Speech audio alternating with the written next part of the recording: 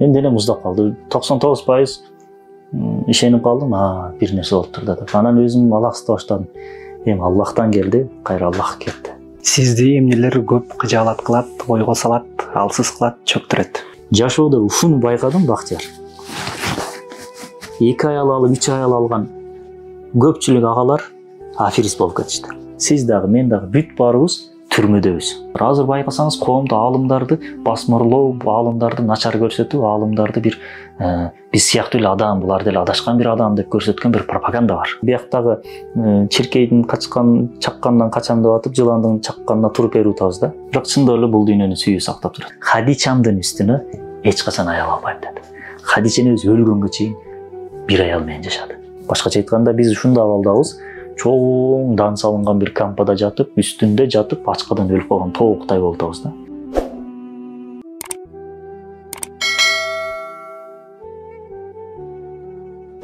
Салам алейкум, Аманат Медиа YouTube парақшасынын катталуучулары. Бүгүн дагы мыкты интервьюнун үстүндө турабыз.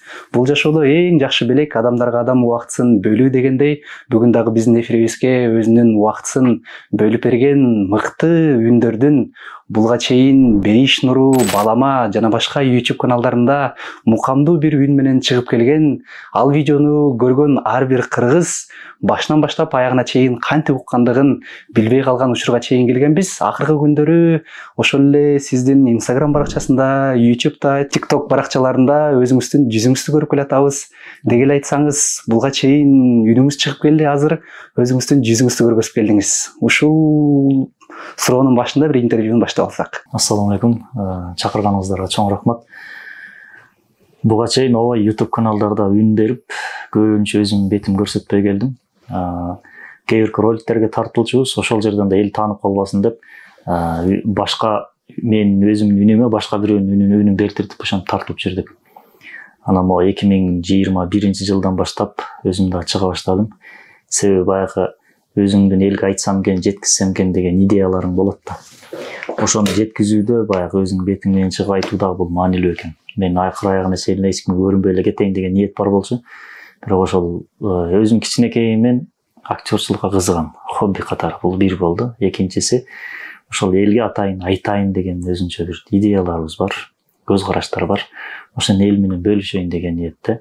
Бул жаатта да кичине болсо да кызмат кылалы деген максатта ушул тармакка кирдик. Өзүм кесибим боюнча режиссермун. Көбүнчө режиссерлор өзүңүз жакшы билесиз, камеранын артында болот. Баягы эмне жаралса дагы видеопродуктудан, эмне жаралса дагы сөзсүз режиссер болот.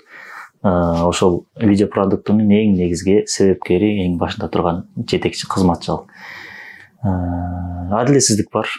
Өтө көп баалуу чыгармалар жаралат, актер алдыңкы планга чыгат. Ошонун башында турган режиссер, оператор, сценаристтер булар арткы планда калып кетет. Дүйнөлүк кайсы чыгарманы карабайлы. Ошондой нерсе бар. Анан ушул жаатка дагы балким бул чыгармачылык эргүүбү же бир кызыгыбы билбейм, ошол жака тартты, ошол жакта азыр колдон келишинче аракет кылып атабыз. Азыр сиздин видеоңузду жалпы кыргыз эле мамлекет эмес, дүйнө жүзүндөгү адамдар да көрөт да. Анан ушундай тиричилик, дүйнө иштери менен алек болуп атып, жеке адамдын өзүнүн өмүрү тууралуу дагы кызыктар да болушу мүмкүн да. Анан өзүңүз тууралуу айта кетсеңиз, азан чакырылган атыңыз, тарыхы кандай, санжырасы кандай, кайсыл жактын кулуну болосуз, ошондон кепти баштасак. Атым Мансурбек, фамилиям Ханназаров, негизи паспорт боюнча Ханназар деп баягы кыргызча алганга аракет кылабыз. Өзүм Ноокаттын кулуну болом. Ноокаттын Кыргыз ата деген айылынан. Кучагы толгон Ооматка куш келипсиз, Ноокатка деген сөз жазылып турат. Ноокатка кирген жерде ошондо Ооматтуу бир жердин кулунумун. Өзүм жашым 35-те, үй бүлөлүмүн, 4 балам бар, буюрса 5-чи жолдо. Манас университетинин радио, телевидение, кино бөлүмүн бүтүргөнмүн. 10 жылдан ашып калды, режиссура тармагында эмгектенип келем учурда деле. Бул блогерчилик, YouTube тармагында кызмат, бул хобби катары. Ал жактан бир киреше келбейт. Хобби катары кызмат ниетинде эле аракет кылып келатабыз. Ошол учурда чыгармачылык менен алектенбей.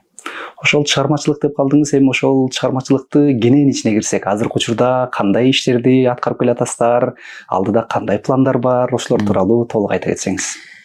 Мен өзүм продакшн студиябыз бар биздин команда менен.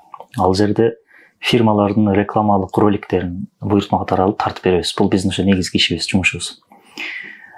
продакшн студияда жалпысынан бир 7-8 бала иштейт. Объемга карап кээде 15-20 чейин бала чогулат. Фрилансер балдарыбыз бар өзүнүн.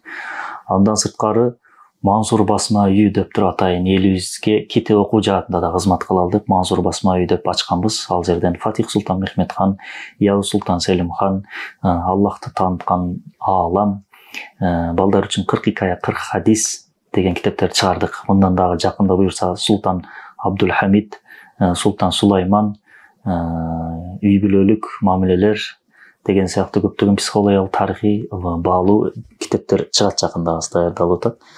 Аял сыйлаган пайгамбар деген китеп жаздык. Мен өз автор өзүм. Эми жаздым десем бир аз маданиятсыздык одон болуп калат. Түздүм десем дагы туура болот. Андан сырткары Кыйын кыргыз деген китепти жаздык. Кыргыздын улуу инсандары тууралуу. Басма үйүнөн сырткары окурумен окуу борборун ачканбыз. Балдар менен ал жакта дагы жалпы чоңдон бир 20 бала иштейт. Бир 100 окуучу билим алып атат. IT тармагын окутабыз. Ошол эле кезде окурмендин бир баласы сыяктуу болгон Окурмен Kids деген окуу борбору бар. Ал жерде окуучулар билим алат. IT тармагы боюнча. Андан сырткары ошол эле Окурмен окуу борборунун 3-бир долбоору Туркияга студенттер жөнөтөбүз. Университеттерге, бүткүл университеттерге бекер өткөзөбүз, ошол жака жөнөтөбүз. Андан сырткары театр жаатында дагы элибизге кызмат кылалы деп Мурас театрын ачтык. Мурас театры жакында эле түзүлдү. Буюрса биринчи долбоорубузду ийгиликтүү өткөздүк. Үй бүлөм бейишим деген темадагы спектакльди Кожоңкул сарайында өткөздүк. Катышкандар болсо керек балким. Ал дагы ийгиликтүү болду. Кудайга шүгүр, биринчи жолу исламий спектакльдерди Кыргызстанда. Ошол жаатта колдон келиши. Азыр сиз айтып жатканда көп тармактын баардыгын айтып койдуңуз да, бирок анын ичине киргенде мындай адамдын энергиясы жетпегендей сезилет да. Деги эле айтсаңыз, ошолорго өзүңүздүн ичиңиздеги бир күчтү жеткирүү үчүн нелерди кылыш керек? Же бул адамдын жан дүйнөсү ошол нерселерди каалоосу болсо, баардык нерсе жеңил болушу мүмкүнбү? Ооба. Өз негизи баягы бир ыр бар го. Сүйүү, бул дүйнөнү сүйүү сактап турат деген. Албетте буну жазган киши кандай ниетти, кандай максатты жазды билбейм. Бирок чындап эле бул дүйнөнү сүйүү сактап турат. Кандай сүйүү? Аллахка болгон сүйүү. Аллахка болгон сүйүү жана Аллахтын бизге болгон сүйүүсү. Аллах бизди сүйбөсө, азыр могу космосто, галактикадагы бир планетанын траекториясын 1 миллиметр, 1 сантиметр эле тигиндей эле кылып койсо башалаган болуп быт-чыты чыйып кетет. Мындайча айтканда кылдын учунда турабыз да. Пандемия учурунда баарыбыз өлүп калат окшойбуз деп коркуп титиреп калбадыкпы? Негизи биз дайыма өлүп кала турган абалда турабыз. Эгер могу жөнөкөй эле мисал сууну жутуп атканда могу кекиртегибизде бир клапан бар. Ашказанга өткөн жолун жаап турган. Аны дем алганда кайра ачат дагы, абаны киргизип кайра жаап. Жалгы эле клапан. Бир адашпасам бир 1 сантиметр ары бери жылып турган бир клапан бар. Ошол 1 сантиметрге жылбай койсо, биз ичкен нерсе өкпөгө кетип калса болду, биз өлүп калабыз. Ушундай абалда турабыз. Ар бир кадамыбыз өлүп калууга мүмкүнчүлүк көп. Ушунун баарын сүйүү сактап турат. Кудайдын, Аллахтын болгон бизге сүйүүсү. Ошол сыяктуу эле бул долбоорлордун баарысын сүйүү кармап турат. Биринчиден, бул долбоорду сен эмне үчүн кылып атасың? Эптеп байып кетиш үчүн кылып атасыңбы? Же элге таанылып бир авторитет болуш үчүн кылып атасыңбы? Же ошол элибиз менен ушул нерсени бөлүшүү аркылуу элибиздин бир көз карашың болсун, жашоосунун оңолушуна себепчи болобу? Эң биринчиден ошону кылып аткан мен оңолойм, жакшы жака бурулайм. Анан ошонун артынан мени менен кошо эл дагы жакшы жака бурулсун, жаркын жака, нурдуу жака кадам таштайлы. Ушул максатта болсо, кандай долбоор болбосун ишке ашат. Эми жакшы, позитив долбоорлор. Бул иштин руханий тарабы. Эң негизгиси ишке болгон сүйүү керек. Ишти сүйүш керек, ошодон рахат алышың керек десе, биз туура эмес түшүнөбүз да. Ошол ишти ишке сүйүү деген нерсе бул эмне? Кесипке сүйүү деген нерсе эмне? Ушул кесип аркылуу мен Аллахтын жолунда кызмат кылам, ушул кесипке болгон сүйүү. Мисалы, медик болгуң келип атабы? Медикти ошол кесипти сен өзүң нафсың менен сүйсөң, ал кесип сага кийин бале болот. Сен ушул кесип аркылуу мен муктаждардын бир жерин дарылайын, же акчасы жок адамды операция кылып коеюн деген ниетте болсоң, бул Аллах үчүн кылып атасың сен. Авторитет болайын деп калган жоксуң. Аллах үчүн ошондой кылайын дегенсиң, ошол кесип болгон сүйүү ошол. Бул окуянын руханий тарабы. Ушул эле жетеби? Жок, жетпейт. Команда, жамаат. Мисалы, жамаат менен намаз окусаң, 27 эсе сооп деп атат. Эмне үчүн жылда умра барабыз? Эмне үчүн азылык барабыз? Ал жерде жамаат, мусулмандар бири-бирин көрсүн. Эмне үчүн 5 маал намазды мечиттен оку дейт ислам? Себеби бир күндө 5 ал мечитке баруу менен сен социалдык байланышуу, коомдук байланышуу, адамдар аралык мамиле деген нерсе өрчүп атат. Бири-бириңе болгон сүйүү, махаббат, урмат көбөйүп атат. Азыр бүт баарыбыз кабат үйлөрдө жашайбыз. Бул кабат үйдө жашоо философиясы бул адамды эгоизмге алып барат. Мурда аталарыбыз уруу болуп, боз үйлөр менен жашачу, бири-бирине болгон махаббат, сүйүү аябай күчтүү болчу. Бир тууган ата менен бала, апа менен кызы деген мамилелер, кошуна менен мамиле өтө сонун болчу. Азыр биз келдик, кабат үйлөргө кирдик, ар бирибиз өзүбүздүн квартирабыздан эшиктин ачкычын шырык эткизген кезде болду, бүттү. Тиги менин ишим жок. Кошунам ачкадан жатса жатсын, мен токсуз болсом болду деген көз карашта чап калдык. Жакында эле интернет сайттардан окудум эле, Ош шаарында бир кемпир өзүнүн квартирасында өлүп калып, бир жума жатыптыр. Оштой, ушундай Кыргызстандай бир жерде бир адамдын өлүп бир жума квартирасында жатып калышы бул өтө уят.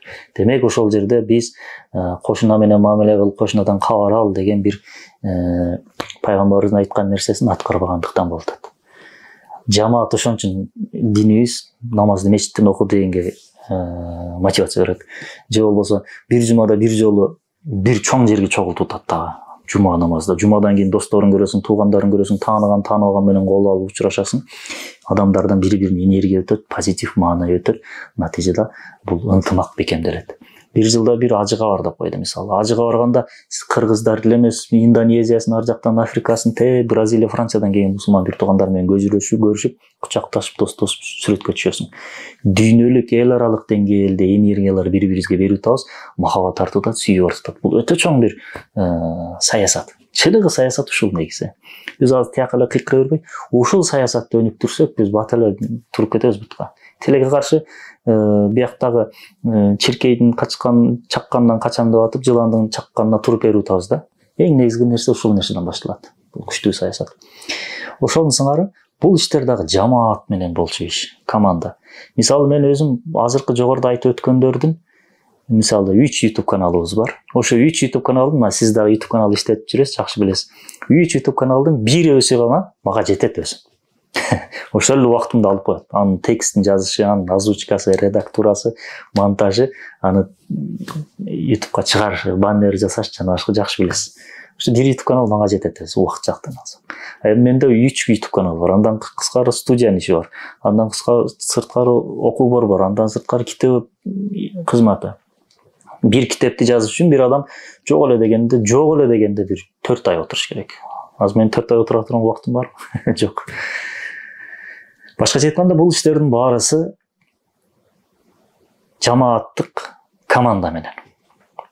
Мисалы айтып өтө турган болсок, YouTube каналда иштеген өзүм жакшы көргөн балдарым бар. Хайрулла, Асылбек деген жигиттер бар. Алар негизги ишти алар кылат. Студияда Нурислам, Манас, Адылбек деген жигиттер бар. Студиянын иштерин алар кылат. Окурмен окуу борборун алып карай турган болсок, ал жакта Санжар, Мунар, Улук деген инилерим бар өзүм. Эл Кут деген инилер. Ушулар кылат иштин баарысын. Мен барып эле көзөмөлдөп турам. Китеп иштерин алып карай турган болсок, Билал, Зарина деген өзүм досторум бар. Алар алып барышат. Мурас театрын алып карай турган болсок, Максат Байке деген досторубуз бар. Алар кылат. Кыскасы ушулардын баары биригип келип туруп команда менен болот. Анан сыртынан карасаң мен өзүм жалгыздай көрүнө берем. Мисалы,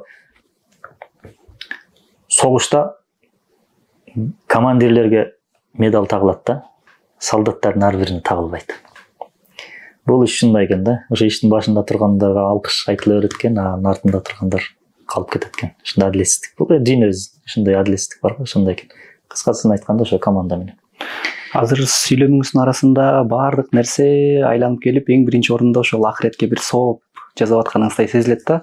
Анан деги эле биз башка улуттарга салыштырмалуу мусулман болуп төрөлгөнүбүз абдан маанилүү да. Анан айтсаңыз, деги эле сиз ушул дин чөйрөсүнө кандай келип калгансыз? Диндин ичиндеги аура, атмосфера кандай экен сиздин көзүңүз менен? Мен кичинемен ойлоп көрсөм, кичинекей кезден баягы айылда чоңойдук дагы өзүм аябай кызыкчымын, сый урматым бар болчу. Бирок убагында биз дагы баягы телевидениянын пропагандасын курмандыгы болгонбуз дагы либералдык жашоо образына махаббатыбыз өтө күчтүү болчу кичинекей кезде. Мечитке өмүрүмдө бир 2 жолу 3 жолу баргам, бирок күнүгө барсаң деле ал кезде мечиттерде деле бир мындай айтыла турган нерселер азыркыдай бир деңгээлде эмес. Башкача айтканда биздин көз караш либералдык деңгээлде болгон, андай либерал менен сугарылган бир көз караш болгон, дагы туурасы. Мечитте бизге айтыла турган нерселер бир 60-70 жаштарда адам кабыл ала турган бир ыкмада болгон. Ыкмада, берүү ыкмасы. Ошондуктан биз динден алысыраак болдук. Бирок менин чоң атам, тай атам бар болчу. Качан барба дайыма ошондой нерселерди айтчу. Мен ошолор менен сугарылып чоңойдум. Азыркы динге келип алышымдын эң чоң себеби ошо чоң атам менен тай атам болду. Раматылык. Анан апам болду. Апам дайыма ошо Куран жаттатып, өзү жазып берип, бүт контролдоп, жаттатып ошентип окутчу. Анан кийин мектеп бүткөндөн кийин Манас университетине келгенде биринчи жолу шаарга келаткандай ойдо деле болгон эмес, бир динге кирип же бир намаз окушунда жүрөйүн деген ойдо деле болгон эмес. Өзүм жана айтпадымбы, баягы либерализмдин суусуна сугарылган бир адам болчубуз. Анан өзүм ошол жаш кезде ырчы болчумун гитара менен. Гитара менен ырдаш дегенде бүт нерсени ошол жолдо курбандыкка чалчумун. Анан шаарга жаңы келгенде биринчи сабак башталганда эле бир досум менен тааныштым. Ошол таанышканда эле таанышаардан кийинки экинчи суроосу, атың ким деген суроодон кийинкиси эле суроосу, намаз окуйсуңбу болду. Намаз окуйсуңбу дегенде мен оозуман мындай, негизи бир суроо берсе ойлонуп турган жооп бересиң го. Мен каалабаган абалда окубайм, бирок жакында баштайм дебейдим да. Өзүм неге айтып бердим, өзүм билбейм. Оозуман чыгып кетти. Анан өзүм коркуп кеттим. Сен кантип намаз окуйсуң, 5 маал ал деген. Өзүм оозуман чыгып кетти да, анан ойлоно баштадым. Мен айтып алдым, мен окушум керек. Бул кандай болду экен да, акырында изилдеп баштадым. Ошентип изилдеп отуруп, ал китептерди берди, өзүнүн китептерин. Аны окудум, уже жаңы көз караш ачылды. Ислам дини көрсөм оңдой турбайбы? Айылда айтылгандай эмес экен да. Айылда көз караш менен айтсаң, топуракка мынтип тарата алып койсоң бала өрөт, анан ит кубаласа ла иляха иллаллах десең ит качып кетет, сен ошо ла иляха иллаллах куткарат. Ушундай бир немеде чоңойгонбуз да биз. Анын китептерин окугандан кийин илимий, интеллектуалдык, логикалык деңгээлде Аллах Тааланы таанып билүү. Мисалы, ал берген китептерде ушундай жазылган: айлананы карачы дейт да. Аллах Тааланы көрсөтпөгөн эмне бар дейт. Бирөөдөн келип сураптыр да, мага Аллахты тааныткан бир нерсе көрсөтчү жерден дептир да. Десе тиги киши айтыптыр, сен Аллахты көрсөтпөгөн бир нерсени таап берчи азыр могу жерде. Бак, дарак, чөп, чымшык, суу, галактика, система. Бүт баары ушундай тартипте иштеп атат, тыкылдап. Как швейцарский часы деп коет го. Ушундай бүт баары тыкылдап иштеп атат. Бул өзүнөн өзү болуп калыш бул мүмкүн эмес. Акыл ордунда болгон адам, интеллектуал бир болгон адам, логикалык ой жүгүртүүсү ордунда болгон, бузулбаган адам булардын баары өзүнөн өзү болуп калды дей албайт деген деңгээлдеги бир немелерди, чыгармаларды окугандан кийин ушу динге болгон кызыгып артып 2005-тен кирдик. Ошондон бери дагы деле динге кирип келатабыз. Толук динге кире элекпиз. 2005 кирсек, дагы деле кирип кетелеппиз, кирип атабыз. Кошуна мамлекеттер, мисалы Казакстан далалы, Өзбекстан далалы, ал жак мындай медиа жагынан абдан эле өнүгүп кеткен да. Карасаңыз, ар кандай роликтер тартканын көрөсүз, подкаст тарткандарды көрөсүз. Ошондой бир маалыматты көргөндө абдан суктанасыз да. Ошол нерселер Кыргызстанда болсо гана деген сыяктуу нерселерчи. Булга чейин арабтар, түрктөр бизге мечиттерди салып берди, медреселерди салды, мектептерди салды. Ушул көп нерсе салынгандын бир бөлүгүн ушул медиа тарабына бир бөлүнсө, ошол жактан дагы бир өсмөк белек деген ой келет да. Анан айтсаңыз, азыркы күндө руханий маалымат жеткирүүдө биз канчалык алсызбыз? Биринчиден, Орто Азияда материалдык жактан Кыргызстан биринчи орунда болбошубуз мүмкүн, бирок идеологиялык жактан Кыргызстан биринчи орундабыз. Себеби биз көптү көрдүк. Жөнөкөй эле мисал, эки кошуна болсо, бирөөсү бай үй бүлөдө чоңойгон бала менен атасы ичкен же күнүгө атасы апасы урушкан, жаңжалдашкан, кыйынчылыкты көргөн үй бүлөнүн баласы экөөнү салыштырсаң, тиги кыйынчылыкты көргөн бала келечекте бат өсөт да. Биз ошондой болобуз. Ата энеси урушкан үй бүлөнүн баласы сыяктуубуз Кыргызстан. Көп кыйынчылыкты көрдүк, көптү көрдүк. Биздин эл дагы машыккан эл. Келечекте Орто Азиядагы лидер өлкө Кыргызстан болот. Бул мен кыргыз болгонум үчүн бир куру бир мекенсөөлүк бир сезим менен айткан жокмун. Могу окуяларга карап баа берүү менен да айтып атам. Логикалык ой жүгүртүүсү да биздики башкачараак. Албетте көйгөй бар, проблема бар. Бул көйгөйсүз жашоо болбойт. Анда көйгөй токтоп калсаң да кыямат келиши керек болуп калат. Көйгөй бар үчүн биз жашап атабыз.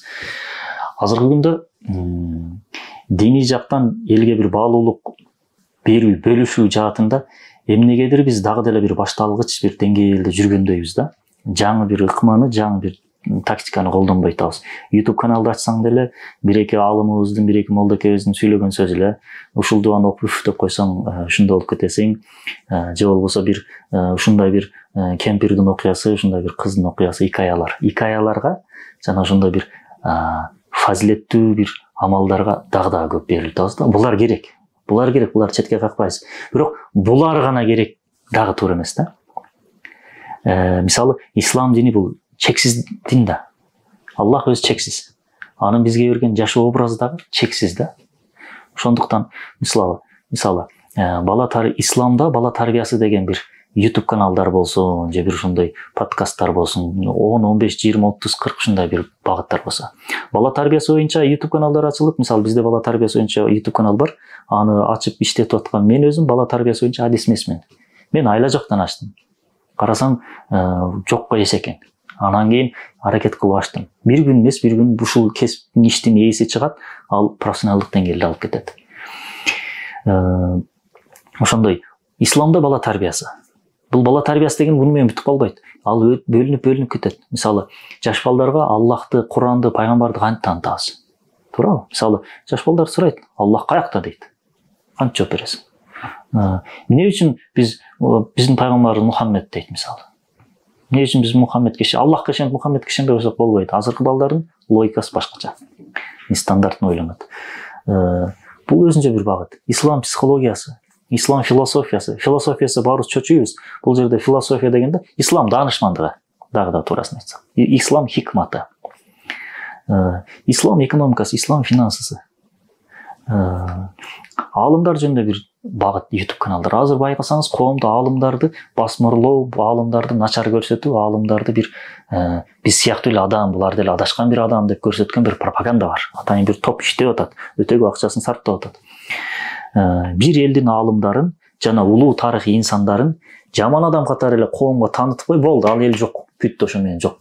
Себеби тарых бул сенин пайдабалың, таяна турган бир чекитиң, эң күчтүү мотивация бул тарых. Алынбек Татка бул мындай эле бай киши болгон, бул мындай, бул неме деп элге таанытып кой, болду, бүттү, сен балаң эртең менин кумирим, менин атам Невский деп чыгат, же болбосо Петр I деп чыгат, же болбосо Карл II деп чыгат, же Человек-паук деп чыгат. Ал Курманжан Даткайнебиз деле бул мындай эле адам болгон, бул тег деп. Азыр мисалы ушундай бир пропаганда бар коомдо. Ошолорду элге, келечек буунга жакшы тааныта алуу үчүн эмне керек? Социалдык тармак керек. Мына тема ачык, кире бер. Мен көп ушундай жаш YouTube канал иштеткен блогерлерге көп айтам да, силер кечке эле ушуну чыгара бербегиле. Бул интернет толуп кетти бул нерселерге. Эл деле көрбөй калды бул нерселерди. Андан көрүп, аалымдар жөнүндө бир YouTube канал ачкыла. Азыр аалымдар жөнүндө бир YouTube канал ачсаң, материал бүтпөйт. Кыяматка чейин күнүнө 10-дан 20-дан чыгарсаң дагы бүтпөйт. Аалымдар ушунча эле көп. Мисалы, бизде эле канча аалым бар. Сираджиддин Оши деген аалым өткөн экен 12-кылымда. Анан ушундай аалым бар экен деп китабын алып окуп атсам, Оши деген 7 аалым бар экен. Дүйнөлүк деңгээлдеги аалым. Оши деген менен эле 7 аалым. Өзгени деген аалымдар жүрөт мисалы. Биз эми ушулар билбей калдык да.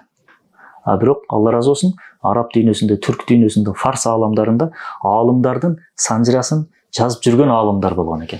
Ошол санжыра китептерде сакталуу бар. Изилдесең, мына ачып чыгар, ушуну элге тааныт. Жаңы контент. Просмотр да көп болот. Ошол сыяктуу кыскасы бир эле багыт менен кетпестен, бул исламдын ушундай бүткүл тармакты өзүнө камтыган үчүн ушул тармактардан кетсең болот. Ислам финансысы деген бир китеп жазса, өтө көп бизнесмендер тарбияланып чыкмак. Акчаны кантип иштетүү бүт пайгамбарыбыздын сүннөт жолуна көрсөтүп кеткен. Ошол эле кезде Имам Азам өзү мындай биздин тил менен айтканда ишкер, соодагер, бизнесмен киши болгондугу үчүн акчага тиешелүү, финансыга тиешелүү эмне маселе болсо бүт баарын чечип кеткен дейт. Биржадан тартып, бул процент кредит, банк иштери, тең шериктик, ушуга тиешелүү, финансыга тиешелүү эмне маселе болсо бүт баарын Имам Азам чечип койгон дейт. 7-8 кылымдарда. Башкача айтканда, биз ушундай абалдабыз. Чоң дан салынган бир кампада жатып, үстүндө жатып, ачкадан өлүп калган тооктай болуп атабыз да. Бир тоок бар экен, 10 тонналык цистерна дандын үстүндө жатып, ачкадан өлүп калыптыр да. Биз ошондойбуз, ошол тооктун айырмасы. Колубузда өтө баалуу маалымат бар, эмне чыгарабыз деп дагы да ойлонуп атабыз. Эми бул айтып өткөн нерселердин ар бири өзүнчө бир чоң бир академия негизи, чын-чынына келгенде. Ушул сыяктуу ислам тарыхы деген бир немелерди ачсак, иштетсек болот. Элде эле ушуну талап болуп калды. Ушундай жаңы багытта жаңы ыкмада алып чыгышыбыз керек болуп атат. Анан бизде дагы бир ушундай нерсе бар. Дароо эле бирөөнү жамандап, же болбосо ушундай бир көйгөй болсо мамлекет карап айтат деп дароо баштайбыз. Мамлекет ушуну кылып бербей атат деген адамга мамлекет ошону шарт түзүп берип койсо деле кылбайт. Бул гарантия. Кепил берип айтам. Эң биринчи биз биринчи кадамды таштай бергиле. Калган ийгилик Кудай тааламдан. Карантин учурунда ар бирибиздин колубузда ушундай смартфон болуп калып, эч жакка чыкпастан телефон менен менин колумда телефон бар, мен сүйлөй алсам болот экен, мен кухнядан чыга алсам болот экен деген сыяктуу нерселер ар бир адамды көндүрүп койду да. Анан азыр акыркы учурда TikTok тармагы өтө популярдуу болуп кетип, ал жактар кандай мындай адам ойлобогон нерселерди түз эфирде чыгарып алышып батыл кылышат. Бири улуттарды жамандагандарын көрөсүз. Анан дагы айыл жергесинде жаш балдар мурун чүкө ойносо, азыр жанагындай Free Fire дегендерди ойношот. Ар кандай чыкса мындай интернет тармагында оюндарды ойнойт да. Анан айта кетсеңиз, негизи эле ошол социалдык тармакта отуруунун бир өзүнүн дагы маданияты болот да. Ошолдо кепти баштасаңыз. Мен өзү ушундай ниет кылып жүрөм. Соц тармактын мухтасары деген сыяктуу, соц тармактын бир сүннөт эрежелери деген бир видео даярдайм деп. Жада калса бул жөнүндө китеби бар экен. Социалдык тармактын илмий хали деген түркчө китеп дагы бар экен. Бир эле мисал айтайын. Өзүңүз билесиз, Кут курулуш компаниясы мурдагы жылы 5 батирди ойнотту, былтыр 10 батирди ойнотту. 15 батирди элге жөн эле берип койду, бул билинген тарабы. Ошол 15 кишиге тең документин мен өз колум менен тапшырдым. Алды, жашап атат. 15 батир. Бул 15 телефон, 15 машина эмес, 15 батир берип атат. Анан бирөө Facebook'ка жазыптыр. Ошо Кут курулуш компаниясы ушул үйлөрдү бериптирби деп. Десе, бир жолукчан эле өзүдөн эле бир эжекебиз жазып коюптур. Өзүдөн дегенде могу кыргыздын эле мусулман бир айыма. Эми аял кишилик кылды, аны жамандаш эмес ба, абалды түшүндүрүү максатында айттым. Жок, сатып алып өздөрү жеп коюптур деп жазып коюптур астында. Анан мен түшүндүрүп бердим, бул мен өзүм берип тапшырган документтерди көргөнмүн деп. Анан муну диний бир көз караш менен карай турган болсоң, баягы жаман нерсени жайуу өз күнөөгө, бирок жалгандан бир нерсени жайуу, жалгандан жала жабуу, жалган айтуу деп бул баягы диний статья менен карасаң өтө көп статья болуп кетет да. Бул өтө чоң коркунучтуу нерсе да. Азыркы күндө биз ушунчалык парасатыбыз таң калыштуу абалга келди. Бир маалымат келсе, бул чынбы, жалганбы, балким жөн эле алдап койду бирөө. Балким аз мен оңой эле болуп калды. Монтаждап туруп, үн берип туруп чыгарып кое бересиң жалган эле бир нерсе. Ойлонбой туруп бөлүшүшөт. Анан көбүнө жеке катына жазасың, сен такталбаган маалыматтар атасың. Балким алдап койду, сен анан ойлонуп деп. Башкача айтканда биз жалпы агым менен эле кетип атабыз да. Жалпы агым менен эле кетип атабыз. Социалдык тармактын психологиясы өзү ушул максаты. Ар бир адамда психология боюнча башкалар тарабынан макталайын деген бир сезим бар. Бул бизде бар. Бирөөлөр бизди мактаса экен деп. Ошондой бир психологиялык сезимибиз бар. Лайк деген нерсе бизде ошого жетелеп атат. Социалдык тармакты түзгөн инсандар ушунчалык күчтүү психолог биздин ошол макталууга умтулган бир сезимибизден кармады дагы, ошол жерден байлап койду. Биз чыга албай калдык. Азыркы күндө сиз дагы, мен дагы бүт баарыбыз түрмөдөбүз. ГУЛАГ деп Сталиндик репрессия маалында Сталин өзүнүн идеологиясына жакпаган адамдарды түрмөгө тыгы берген, алдын аткан, каган тыккан. Биз түрмөдөбүз. Ал ГУЛАГтагылар эмне болду? Ал айла жок алып барып камалды. Биз өз эркибиз менен камалып берип атабыз. Биз камактабыз, виртуалдык камакта.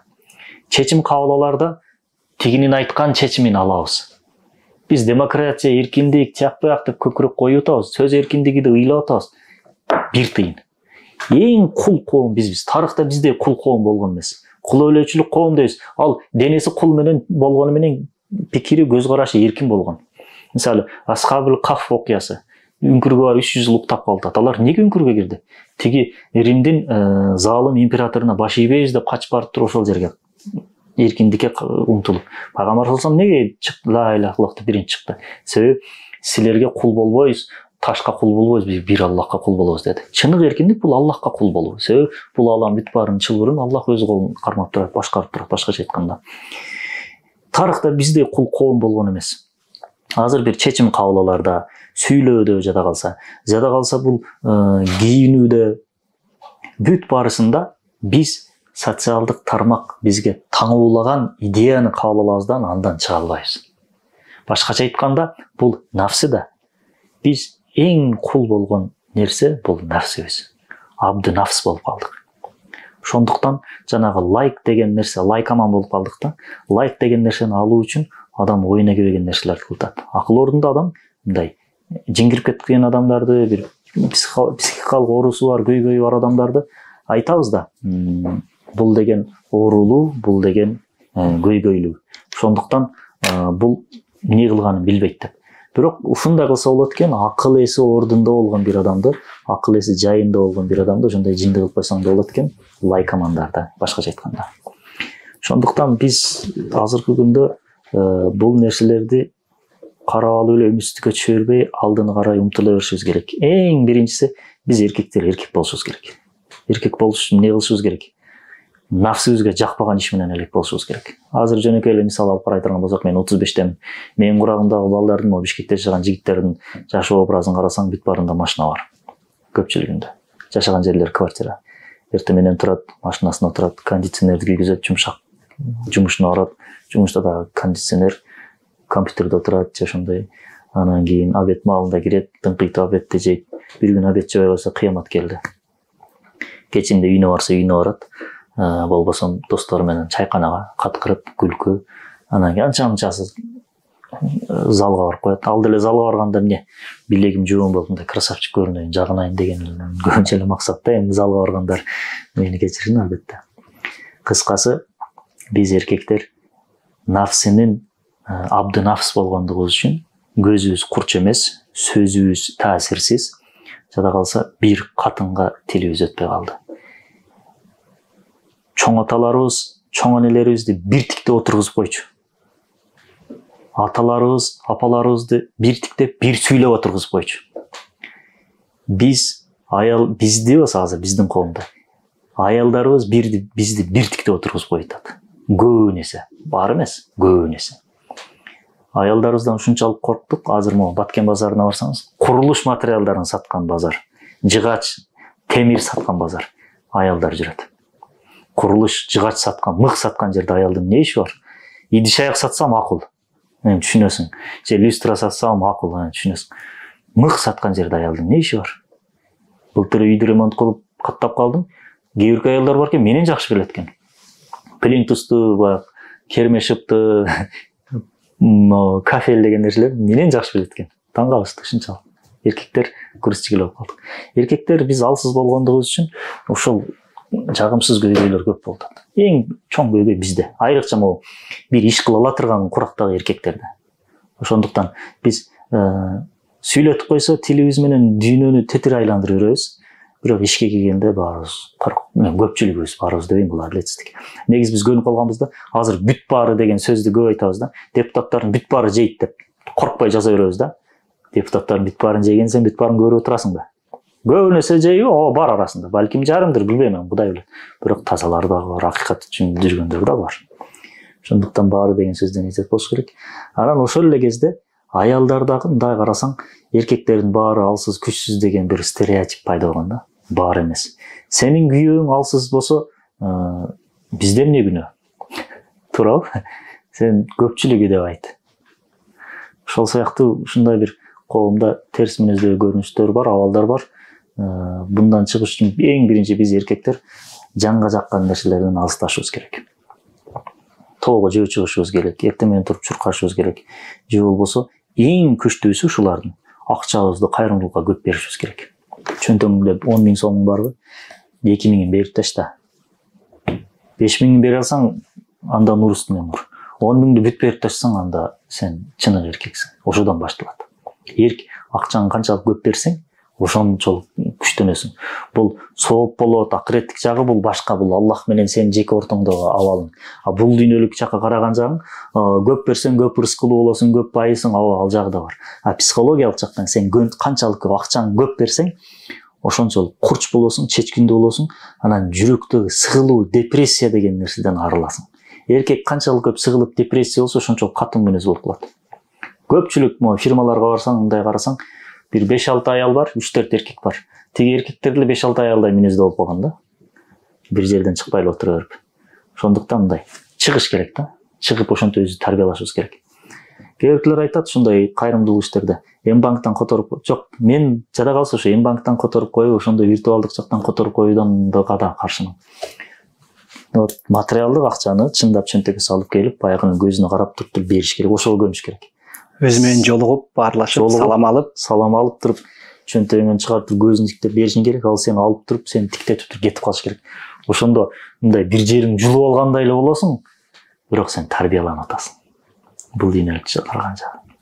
Ошондуктан биз эркектердин алсыздыгына айынан ушундай бир терс мүнөздөгү нерселер көбөйүп атат. Эми ошону карап алып эле отура бербеш керек. Ошол эле кезде жакшы нерселер да болуп атат. Биз ошого мүмкүн болсунча умтула беришибиз керек. Муну биз закон менен, мыйзам менен жаап таштоо деген нерселер менимче бул тескерисинче элди агартсак, эл көрбөй койсо, азыр такси менен келе жатсаң, бир мыйзам кабыл алса болот эле, ошолорго каршы дейт. Мыйзам кабыл алса сөз эркиндигин бузултасың деп туруп кыйкырып чыгып атышат. Мыйзам кабыл алса кана эми, бирок мыйзам кабыл алып ошондой терс мүнөздөгү бир видеолор чыгарган адамды мыйзам чыгарып же камап алыш менен сен аны ого бешиптер пиар кыласың. Тиги мына мен адилеттүү жолдо болгондугу үчүн камап атат дейт. Анын жеке ниети балким бир төбөйдө жактан бир кресло алып болду. Аны Кудай билет. Ошондуктан мындай логика менен, парасат менен караш керек бүт нерсеге. Анан эң негизгиси аудиторияны. Мындай айтканда бизнестин көзүнөн карай турган болсоң, булардын баарысы клиент, аудитория. Ошону жаркын жакка чакыра беребиз. Эл тигинин продуктларын көрбөй койсун, тиги бир тартат, эки тартат алып эле таштап коет. Мисалы, мындан 15 жыл мурун кафелердин көбүндө намазкана жок болчу. Намазканалар болсо жок, бар тияктан окуп ал дечи. Азыр клиент талап кылып баштады эле. Ар бири кафенин жетекчиси атеист болсо да, бирок намазкана бар. Ошол сыяктуу нерсе. Биринчи эң негизгиси эл бул фундамент, элдин көз карашы. Сүйлөмүңүздүн арасында напси менен күрөшүү тууралуу өтө мындай маанилүү нерсени айтып кеттиңиз да. Анан деги эле биз ошол үйүбүздүн текшере турган китептин бетин ачуудан жалкоолонобуз да, напси менен күрөшүпчү. Сиздики болсо ошол китеп басма үйүңүздөрдө атайын буга чейин да китептер чыгып келди. Деги эле айтсаңыз, буга чейин кандай китептер чыкты, азыркы учурда кандай китептердин үстүндө бир кызмат кылып калсак деген максаттардын үстүндө жүрөсүздөр? Негизи биз биринчи китебибиз, өзүм Каныбек деген иним бар, жаңы баштаганда 2018-жылы коомдо изилдеп көрсөк, ажырашуунун көбү эле ушул 4 нерседен болот экен да.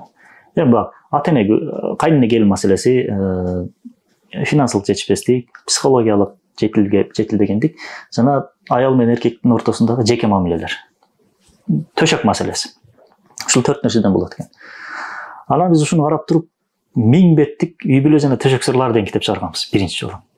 Бир жагынан хайп болгон, бир жагынан эл да аябай мындай таң калуу менен кабыл алган. Эми бул деле илим. Адеп акмактын чегинде нормасы менен кыла турган иш илим. Ушул китеп чыгаруу менен баштадык. Андан кийин балдар үчүн 40 хикая, 40 хадис деп сүрөттөрү менен деп атайын сүрөт художник буйртма берип тарттырган бир китебибиз бар. Ал түгөндө жакында чыгат буюрса. Балдар үчүн 40 хикая, ибараттуу окуялар жана ошо ибараттуу окуяга тиешелүү хадис чыгардык. Балдар эмес, чоңдор кызыгуу менен окуду. Көп кишилер келип айтты, балдар үчүн эмес, бул чоңдор үчүн экен деп.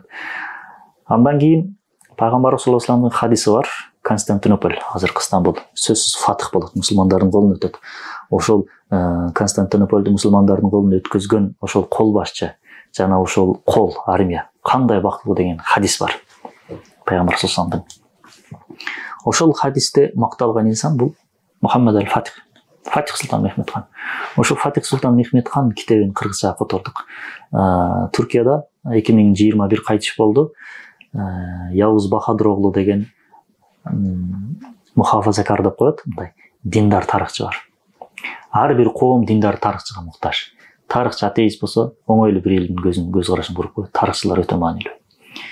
Диндar тарыхчылар, улутчул тарыхчылар, нацист эмес, улутун сүйгөн тарыхчылар сөзсүз керек.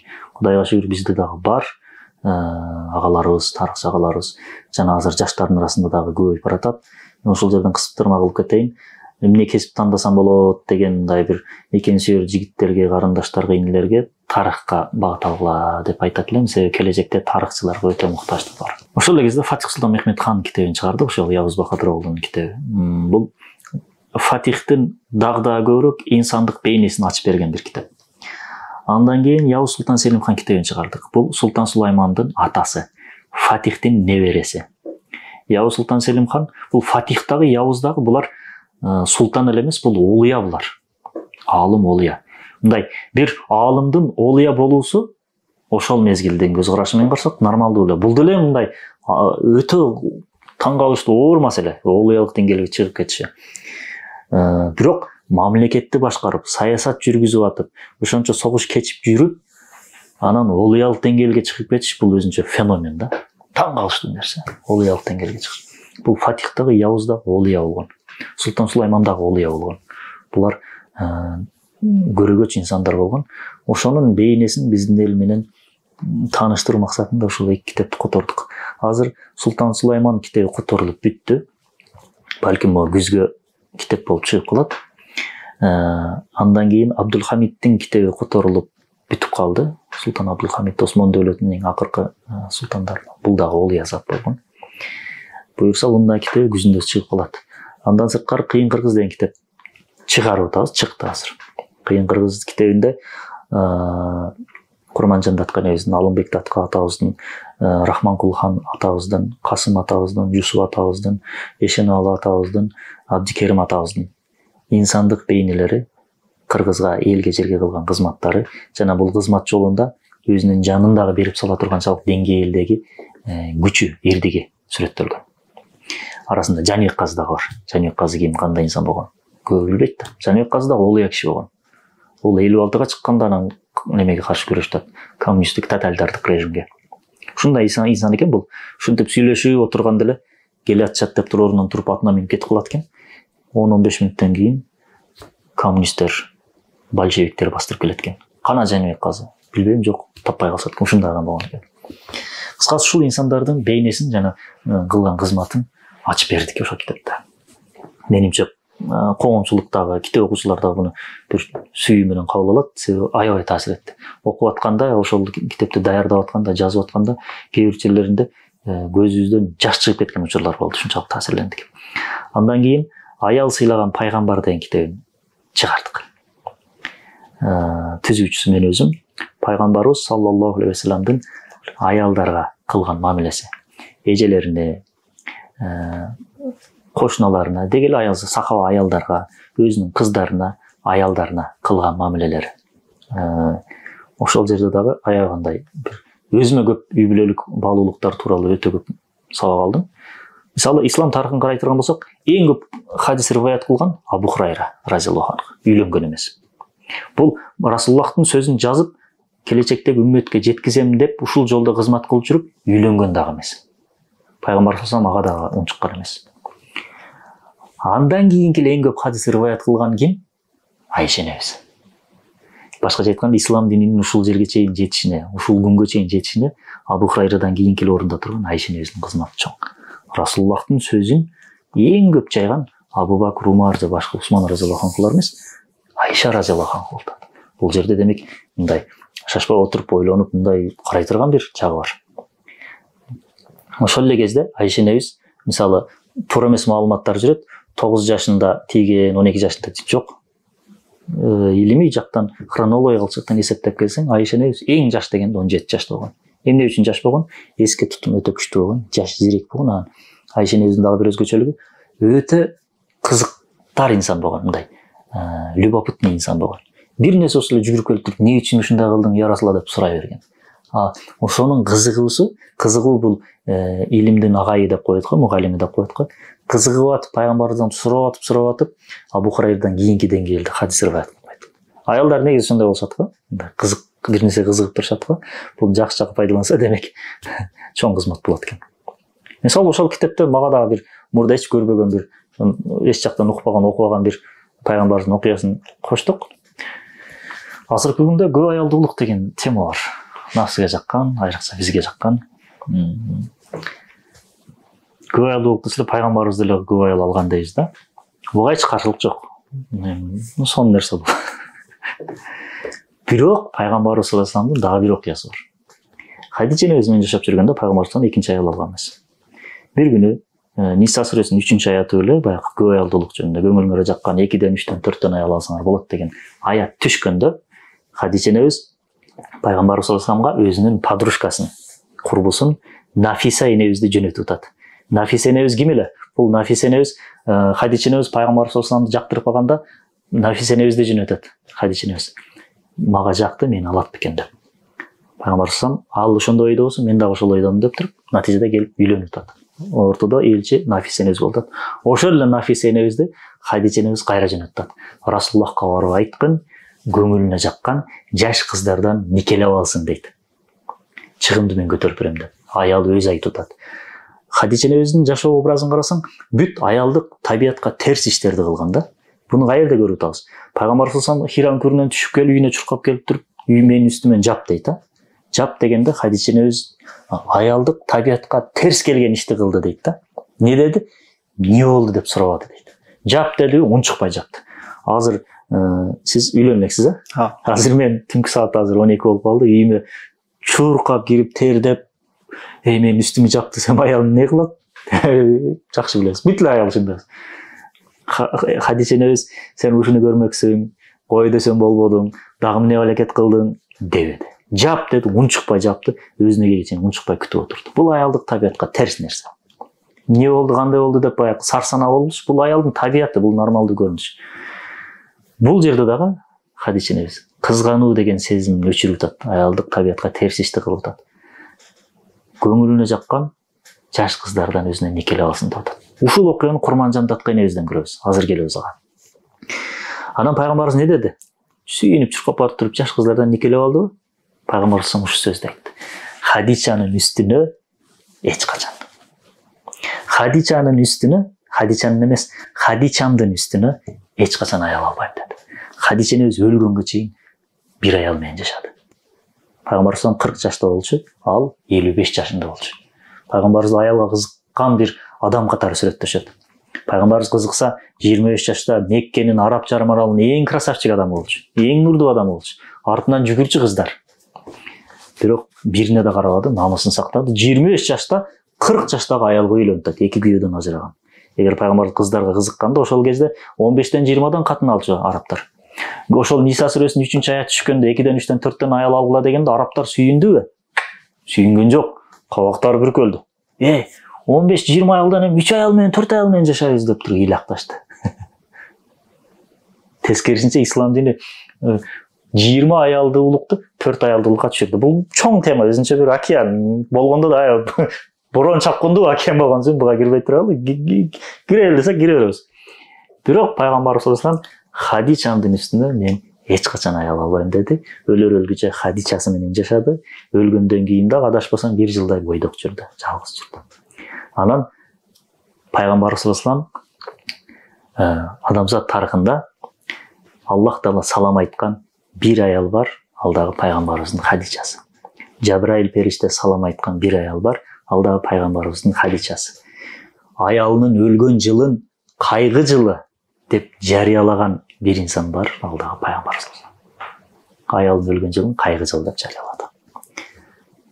Мына бул нерсени мен мурда эч окуп турмун, эми мен аз китеп окуган, илимсиз караңгы адам болгондугу үчүн окубагандырмын. Бирок ушул нерсени дагы айтып коюш керек да. Пайгамбарыбыздын 13 аялы болгон. Ооба, 13 аял болгон. Пайгамбарыбыздын 13 аялы болгон. Бирок 13 аялга чейин бир аял менен жашаган да. Демек, бир аял менен жашаш дагы сүннөт болуп калат. Бул сөзсүз эле 4-3-2 катын алсаң эле сен пайгамбардын жолун жолдогон болуп каласың деген нерседен дагы жанында бир аял менен жашап жүрсөң дагы сен пайгамбардын сүннөт жолунда болгон болосуң деген бир көз караш келип чыккандай да ушул окуядан карасаң. Эми бул жерден мен бир аялдуулукка же көп аялдуулукка пропаганда кылбайм. Мен бул жеке психология аятта деле айтып атпайбы? Ар кимдин өзүнүн абалына жараша бир неме кылып атпайбы? Ошондуктан бул китепте ушуларды коштук. Андан кийин пайгамбар саллаллаху алейхи вассалам Хадича энебиз өлгөндөн кийин, бир топ убакыт өткөндөн кийин анан аял үйлөнүп атат. Атын унутуп калдым.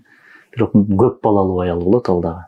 Анан балдарым пайгамбарыбызды өзүнүн тентектиги менен, ыйлабысы менен пайгамбарыбызды тыжылат кылып койбосун деп өзүнүн пайгамбарыбыздын сунушун кабыл албай жүрө берет. Пайгамбар келет дагы бала багып чарчаган аял кандай бактылуу дейт. Бул сөздүн алдында кайсы аял тура алат? Анан кийин макулдугун берет, андара нике кыйышат. Ушундай бир китеп. Азыр сиздин сүйлөмүңүздө айтып жаткан окуяларды айтканыңызда бул кайсы китепте жазылды экен деп абдан кызыгуулар пайда болот да. Анан деги эле айтсаңыз, ушул азыркы коомду китеп окуу маданиятына көндүрүү үчүн кандай иш-чараларды кылуу керек? Деги эле сиздин акыркы пост жүктөгөнүңүздө умрага жолдомо дагы көптөгөн бир белектерди айтылып кетти да. Деги эле ошол кандай иш-чараларды өткөрүү керек? Негизи китеп окууда максат жан дүйнөнү байытуу. Биз эмне үчүн китеп окуп атабыз, эмне үчүн жан дүйнөбүздү байытпай атабыз? Көбүнесе иштеш керек, үй алыш керек. Анан биз ойлондук. Демек адамдар китепти окусун. Китеп окугандык үчүн же үйлүү болсун, же умрага барсын, же Түркияга барсын, же жана башка белектердин ээси болсун. Деп туруп китеп окуу конкурсун уюштурдук республикалык деңгээлде, муфтияттын көзөмөл астында. 4 китептен уюштуруп атабыз. Жана айтып өткөн Фатих Султан Мехметхан китеби, Кыйын кыргыз китеби, Аял сыйлаган пайгамбар китеби, анан Аалым тарбиялаган энелер китеби бар. Мезгил басма үй тарабынан чыгарылган. Улуу сахабалардын жана улуу аалымдардын энелеринин бейнесин ачып берет. Башкача айтканда, ошо кантип тарбиялады энелер ошо сахабаларды, ошо аалымдарды. Ушул 4 китептен окуп туруп конкурс тест түрүндө болот. Мисалы Фатих Султан Мехметхан 250 беттик китеп. Аалым тарбиялаган энелер дагы бир 250 беттик, бирок ал кичинекей китеп. Анан Кыйын кыргыз менен Аял сыйлаган пайгамбар 130-150 беттик эле китептер, кичинекей китептер да. Ушул китептен элибиз китепти окуйт, конкурска катышат, үй утат. Бир бөлмөлүү батир койдук. Кот курулуш компаниясы алла разы болсун, демеушчүлүк кылып бир бөлмөлүү батир берди. Биринчи орунга. Бул тест болот. Тесттен кийин эң жакшы туура жооп бергендерди алып туруп, аты фамилиясын жазып туруп, кадимки немеге салабыз, жанагы андан алып чучук кылабыз, кимге үй насып кылса, ошо үйдү утат болду. $37,000, $35-37,000 бир үй. Китеп окуйсуң, анан үйлүү болосуң. Бул мисалы мен өзүм деле катышкым келет, эми өзүм уюштуруп өзүм катышып алсам болбой калат. Экинчиси, үйгө жетпей калдым, анда умрага барып 15 күн руханий бир туризм деп койсок болбой билбейм, бирок пайгамбар саллаллаху кабырын зыярат кыласың, Кабанын алдында туруп намаз окуйсуң, ал жерде кылынган дуа кабыл болот дейт. Кийинки жылкы конкурста мен үй утуп алайын дедим, эң чоң белектин болсо ошону утуп алайын деп дуа кылып келгенге мүмкүнчүлүк. Андан кийин Түркияга 2 кишилик жолдомо. Аял утуп алса күйөөсү менен барсын деген максатта, же баласы утуп алса апасын ала барсын деген максатта 2 кишилик жолдомо Түркияга. Азыр күнүн белгилейбиз, болжол менен бир жума иш алып келет.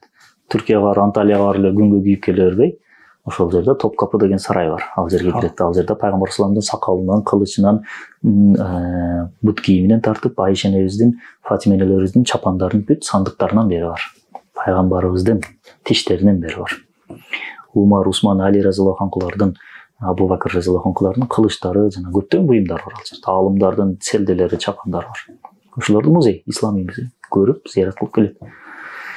Жанында Айя София мечити бар. Айя София бул христиан дүйнөсүнүн убагында руханий борбору болуп турган, кийин Фатих Султан Мехметхан Константинополду 1453-жылы багындыргандан кийин мечит калды. Азыр мына 2020-жылы музей болуп Ататүрк жаап койдулду. 83 жылдан кийин мечит кылып ачышты кайра Эрдогандын эң чоң жеңиштеринин бирөөсү. Башка айтканда Стамбул 2020-жылы кайрадан фатых болду, түшүнгөн адамга. Ушул жерлерди барып көрүп келет, зыярат кылып келет. Андан сырткары окурмен окуу борборуна 1 жылдык абонемент. Окурмен окуу борборунун IT курстары 13.000 сом. Ошонун 1 жылдыгын биз купон беребиз. Баласы болобу, же өзү болобу, же иниси болобу, уткан адам келип туруп 1 жыл бекер окуйт бизде. IT аламы менен таанышып, 1 жыл дедим, кечиресиз, 6 айлык курс. 6 ай курсту бүтүндөй окуп чыгат. 13.000, 13'tü 6'a bölsem kança olur? $1.000 bolup ketет misal. $1.000'lık daha bir sertifikat buna. Bismillah. Andan сырткары Мансур Басмаев, биздин Басмаевден чыккан кайсы китеп болсо 3 жыл бою бекер алып окуй алат. Фатих чыктыбы азыр? Дароо бир китепти алат. Андан кийин Аял сыйлаган пайгамбар чыкты, бирди алат. Эртең неме чыгат, Султан Сулайман китепти бекер алат. Абдулхамид чыкты, бекер алат. Мына, бисмилlah. Шанс. 2 умра койтабыз. 2 Түркияга жолдомо койтабыз. Бул жерде 2-ден 4 кишиге. Андан сырткары ушундай майда чүйдө аны айтып отурсаң, неме толтура белектер бар. Китеп окуйсуң, ошо китеп окуганың үчүн биз дагы сыйлык берип атабыз. Менимче мынчалык эркелеткен бир китеп окуганга бир башка неме болбосо керек. Максаты ошол. Ушу үйдү утуп алам деп атыптыр, элибиз китеп окуса. Эң негизгиси биз окусак, анан алар окуйт. Анан биз окуп койдук, мына силерди окуп алга деген нерсе жок. Эң негизгиси биз окуйлу, ошону биз аракет кылалы, анан кийин элибиз менен да бөлүшөлү деген ошондой максатта. Азыр сиз менен маек куруп келатканда канча бир жылдар мурунку бир дос тууралуу бир видеоңуз ар биринин статусунда эле, ар биринин телефонунда тынбай жүктөлүп келген да. Ошоңузду эстеп кеттим. Анан пендекемиз да кайра эле унчук болуп калат экенбиз. Ошол окуяңызды бир кайра бир эстетип кетсеңиз адамдарга, пенделерге, элдерге. Негизи бир окуя бар да. Бир кыз этегине алмаларды жыйнап алып, жарына, күйөөсүнө алма алып баратыптыр жолдо. Күйөөсү койчуман экен. Алып барса алдынан бир дервиш чыгаптыр. Кызым, бул алмаларды каяка алып барасың дептир. Анан жарыма алып барам дептир. Десе, дептир да дервиш сураптыр. Канча алма алып баратасың дептир. Десе, кыз таң калыптыр. Сиз да кызыксыз дептир. Сүйгөнүнө берип аткан нерсени адам эсептейби дептир. Сүйгөнүнө тартуулаган нерсени адам эсептейби дептир. Дегенде дервиш ошол жерден сразу тесмесин жылып алган экен. Ушул кыз күйөөсүнө алып бараткан алманы эсептебей алып барып берип атат. Мен сага ушунча алма бердим, дебей атат. Себеби сүйөт. Дервиш айтыптыр, мен болсо Аллахка 99 зикир тарттым, 1000 зикир тарттым да Аллахка эсептеп берип атам. Деп тесмесин жылып алган экен. Мен бул жерде тесме колдонбош керек деген маани келбейт. Баягы сүйгөнүңө берип аткан нерсени эсептебе, жакшы көргөн адамыңа тартуулаган нерсени эсептебе. Аллах үчүн берип атасың себеп. Ошон соң бул окуя деле ошого окшош окуя. Менин жакын досум бар. Атын айтпай эле коеюн, ал ыраазы эмес атын аталышына. 2016-жылдары, 2015-2016 жылдары Батирде турчумун анда. Анан Батириме акча төлөш керек болуп калды. Эртең Батириме акча берем. Бир экөөнөн сурадым досторуман. Анан бере албады. Алардын шарттары оор болчу, алардын деле. Мен деле кыйналган учурум ал кездер. Анан жанагы досума чалдым. Анан ал кел деди. Бардым. Ал атайын бир жерди арендага алчу. Кызым ишкерчилик кылат. Анын арендасы 20 миң экен. Анан досум, мен ансыз деле могу арендамды эртең беришим керек мен да. Бирок мен арендамды чыгара албайтам дейт. Азыр мен сага бербей бул акчаны арендама төксөм ансыз деле бул менин көйгөйүм чечпейт экен дейт. Андан көрө сенге ич болбосо сенин көйгөйүң чечилсин деп туруп, баягы өзүнүн нафсысын, менин нафсымды өзүнүн нафсынан өйдөрөп койду дагы, мага акчасын берип койду. Кеттим, мен акчамды төлөдүм, анан кийин ушул видео чыккандан кийин ошол досум кайра айтты. Досум, жанагыда мен сага айтпадым эле. Мен сага акчаны бергенден сен кеттиң дейт. Кеткениңен кийин сенин артыңан бир кардар келди, клиент келди. Дароо менин ошол офисимдин арендасын төлөй турган акчаны дароо берди дейт. Башкача айтканда, элдерге кызмат тейлөө көрсөтөт. Ошол тейлөө көрсөткөндө кийинки кардар келген дагы заматта 20 миңди берип койгон да. Мен сага өзүмнү дагы ойлобой сага бердим эле дейт. Аллах таала мага бир кардар жөнөттү дейт. Сен кетериң менен эле тиги келип мага 20 миң кырматтуу немемди да төлөп койдум дейт. Бирок аны сага айтпадым дейт. Видео чыккандан айтты. Сахабаларда Ийсар деген бир өзгөчөлүк болгон экен да. Ийсар өзгөчөлүгү ушундай экен, бул бир согушта бир сахабалар катарынан жатат дейт, жарадар. Анан чуркап келип туруп, биринчи сахаба оозуна суу ичирейин десе, чөлдө жатышат. Суу деп кыйкырып атышат. Сууну берейин десе, тиги сахаба сууну ичкиси келип туруп, ойлонду дагы дейт. Биринчи могу досум ичсин деп дейт. Жанында жарадар сахаба жатат. Макул деп туруп, экинчи сахабага берсе, ал дагы турду дагы дейт. Мен ичким келип атат, бирок биринчи могу досум ичсин деп туруп, кийинки сахабага айтты дейт. Ал жүгүрүп барып туруп, ал сахабага ичирейин десе, ал сахаба өлүп калыптыр. Анан кайра экинчи сахаба чуркап келсе, ал дагы өлүп калыптыр. Биринчисин ичирейин деп, биринчисине келсе, ал дагы өлүп калыптыр. Ийсар деген өзгөчөлүк ушул. Сен өзүңдүн нафсыңды досуңдун нафсынан ылдыйраак коесуң. Биринчи досум дейсиң, анан мен дейсиң. Ушунчалык өзгөчөлүк. Дагы бир окуя бар. Бир сахабага досуна эт бериптир. Жеп кой, сага бердим ушунду. Десе, ал сахаба алыптыр дагы, кой, менин могу досум бар. Бул эт жейлик көптөн бери деп. Сахабалардын доору көбүнчө ачарчылык мезгилдер, кыйын мезгилдер. Асхабы Суффа деген болгон, Суфа медресесинде сахабалар. канча бир 80дей сака болгон дейт. 80дей сакабанын 80ин тең могу киндик менен тизесин эле жаба ала турган чүпүрөк болгон дейт. Анча мынчасын үстүн дагы жаба ала турган чүпүрөк болгон дейт. Чүпүрөк. Азыр биз жыртып алып, тряпка кылып машинабызды арчыган чүпүрөк тизе менен киндикти эле жаба алган дейт. Бир экөөнүн дагы үстүн жаба алган чүпүрөк. Ошондой бир кыйын замандар болгон. Анан тиги дагы досум көптөн бери жээлектеп туруп тиги досуна кайра жөнөтөр дейт. Ал сакабалды дагындай жегизи келе да жок. Мо досум мени жээлектеп туруп ал досуна жөнөттү дейт. Ал досу да жегизи келип туруп жок мен мо досум жээлектеп туруп кайра бир 4-нчү сакаба жөнөттү дейт. Ал 4-нчү сакаба бай биринчи эт берген сакаба экен. Башка айтканда буга бердим да айланып туруп кайра өзүнө келип калды дейт. Ошол дейт. Ушунчалык бири-биринен. Башкача айтканда тарикаттарда фенафи шейх деген бар да. Шейхи үчүн өзүн арнап салуу деген. Фенафил ихван деген эреже бар, мисалы, бир тууганың үчүн өзүң арнап саласың. Мейли, мен жок болсом жок болом, бир тууганым жашасын. Бир тууган деген диндеш бир туугандар. Бул азыркы күндөгү либерализм бизге таңуулаган идеологиянын белинен сындыра турган бир көз караш. Фатих Султан Мехмет хандын ийгилик сырларын окуйбуз. Кантип бул ушундай ийгиликке жетти? Жөнөкөй эле. Фатих эмне кылды? 21 жашында 1000 жылдан бери кулай элек империяны кулатып салды. Бул оңой нерсе эмес. 1000 жылдан бери эч ким кулата албаган бир империяны 21 жаштагы жаш бала, а сиз канча жаштасыз? 26. 26. 5 жыл өтүп кетти. 21 жаштагы бала империяны кулатып салды. Бирок бул эмне кылды? Константинополду багындырардан алдын базарга барды дагы бир дүкөнгө кирди. Мага 2 килограмм күрүч бересизби десе 1 килограмм берди. Мен 2 килограмм бер дедим десе, мен соодамды кылдым. Мо кошунам соода кыла элек. Экинчи 1 килограммды ушудан алыңыз деди. Фатих аяка келип туруп 2 килограмм күрүч бериңиз десе, ал 1 килограмм берди. Мен 2 килограмм дедим десе, тиги айтып атат. Мо менин кошунам күрүч саткан. Соода кыла элек. Дагы 1 килограммды тигиден алыңыз деди. Ислам дини ушунчалык улуу динкен, жада калса конкурентин атаандашын сыйлап атат. Азыр ош базарга же Дордойго барып туруп бир чүпүрөк кармачы, тияктан келип экинчиси тартып кетет. Чоосо могу таксиге барып барчы, акырын бирөө шурайт. Болбосо ошо жанында иштеген бирге коллегасы досу. Бергел. Мен 100 сомго сен арзан калып кетет. Ошон үчүн өнүкпөй атабыз биз. Ийгиликтин сыры ушул. Сен жада калса атаандашыңды дагы ойлогон бир абалда ошондо өнүгөсүң.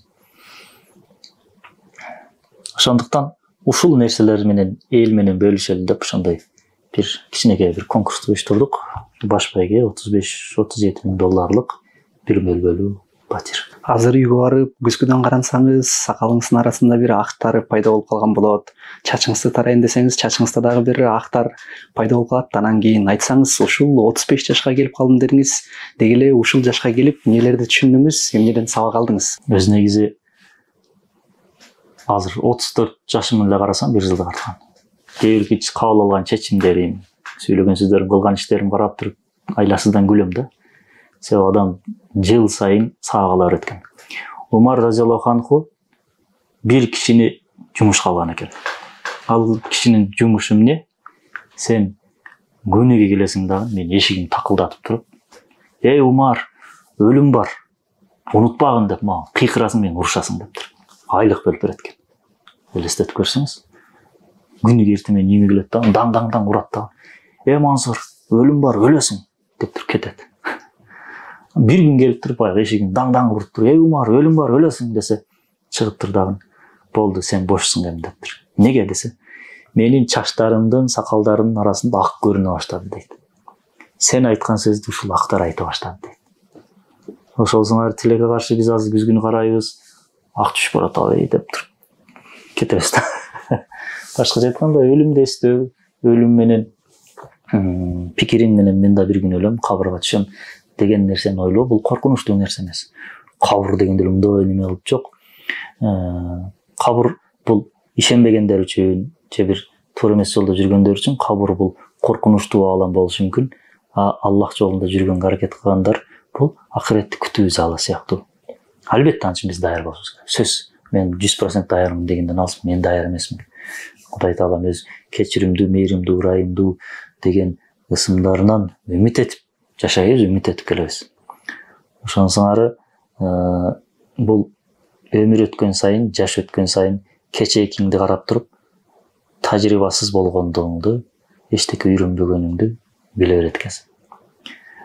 Бул дүйнөнүн эң чоң өзгөчөлүгү адам үйрөнүү үчүн жөнөтүлүптүр. Мисалы Рисале Нур тафсирлеринде ошондой жазылат да. Эмне үчүн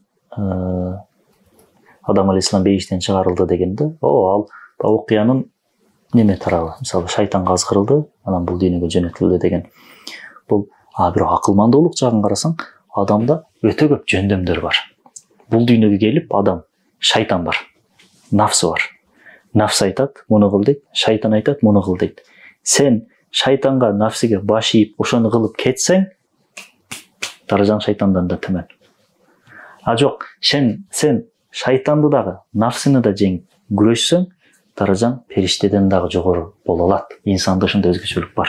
Фатихтер, Явуздар, Абу Бакырлар өзүнөн өзү болгон жок да. Шайтан менен нафс менен күрөшүп отуруп ушул деңгээлге жетти.